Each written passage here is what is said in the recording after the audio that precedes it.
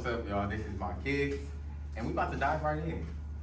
So, Mr. J, what's the topic today? So today we are going to be talking about family system theories. So what's up family system theory and how does that relate to us? All right, so let me break it down to you. So a family system theory is looking at the whole family dynamic instead of just the individual person. It's also more like if one part moves, which is a person, then that means the family move as well. So we consider a family as a system or a unit. A person's behavior, emotions, and even their mental health are influenced by patterns in the family. Does that make sense? Yeah. All right.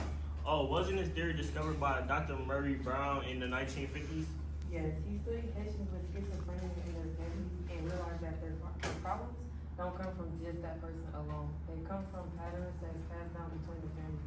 So Bowen had 8 core concepts that he focused in on. The first one was triangles. So when it comes to triangles, when two people are in conflict, they often pull the third person in, and it's like the middleman. That person is the middleman, and so oftentimes they get stressed out because they don't know which direction they should choose. For example, you have a family. When a family, mother and father is getting a divorce or they're going through something, they have the middleman, which is the child, and the middleman or the child doesn't know which side they want to be on. So that stresses the child out. Then we also look at identifying yourself. That one is the ability to balance yourself and your identity, right? Thinking and acting within yourself. So having your own perspective about certain things. Oftentimes we look at this as, families look at this as you being the problem child, which you're not being a problem child, you're just standing your ground. And sometimes within this particular one, you have individuals who oftentimes, if there was an argument, you have individuals who would participate in the argument, or you have those individuals who won't say nothing, they have their own mindset. So that's the second one. What about the third one? What's the third one? The nuclear family emotional process, Explain that one. where one child is labeled as the problem child, but it stresses the relationship between like the child and the parent. Okay, nice. What about the fourth one? What's the fourth one? Family projection process? Yeah, that would. Explain that one. So like when parents transfer their own problems and expectations onto their own children, and a parent who has more problems or overly anxious about safety may treat a confident child and limit their own independence. Nice. What about the fifth one? Is there a fifth one? Yeah, the fifth one. The multi-generational transmission process. Yeah, explain that one just a little bit. Small differences in how one generation handles stress or relationships. So let me talk about a little bit about that. So, for example, if my parents basically set different rules for our family household, those rules might not be the same rules that I right now would have because it's a new generation. So that generation back in the day might stand on rules and principles in this area, while me being where I am today and the topic of what I'm doing now or surrounding, that might be different from back in the day. So the generations are different. Now the next one is emotional cutoff. That simply means that an individual who will cut the family off. They don't play neither one side. They don't go and be with the family. They just cut them off. They use that and they're done with the family. Regardless of the conflict, they don't like to sit down and talk things out. They just like to be done. So that's emotional cutoff. There's 2 more. What is the next one? The sibling position. Now that one we all can relate to. So when it comes down to sibling position, we look at the head, which is the oldest, all the way down to the youngest. And everyone has a role that they play. For example, the oldest is what we consider to be the head, rooster in charge, the person that's in charge. But then we also have the youngest who we look at it as they're just a baby, so they don't know much.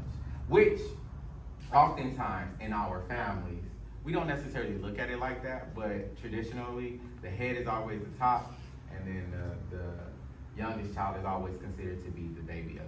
So every single individual of the family, when it comes down to siblings, have their own role that they play within their family. And then we have one more. What's the last one?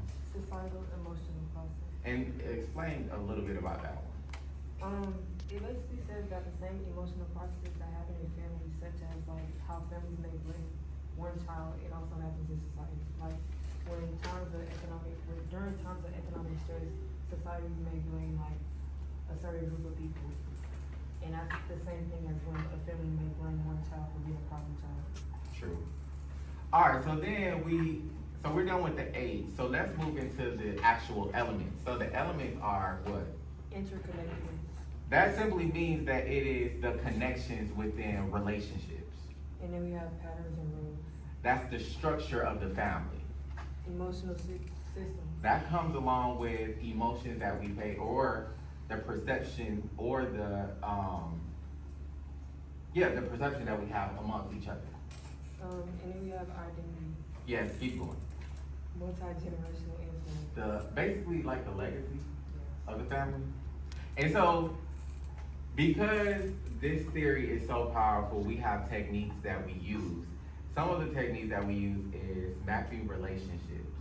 So we oftentimes look at we create our family patterns, right? We see where the problem is. The second one is reducing unhealthy conflict. So we talk, we communicate. The next one is we promote individuality with connections, right? Managing emotions, establishing healthy boundaries, observing interactions for patterns.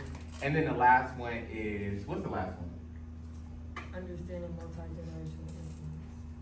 And that simply means we're going way back. So this theory is extremely important, especially when it comes down to us being in the school setting, because oftentimes our trauma or things that we may be dealing with stems from home, and it get trickled down into the classroom.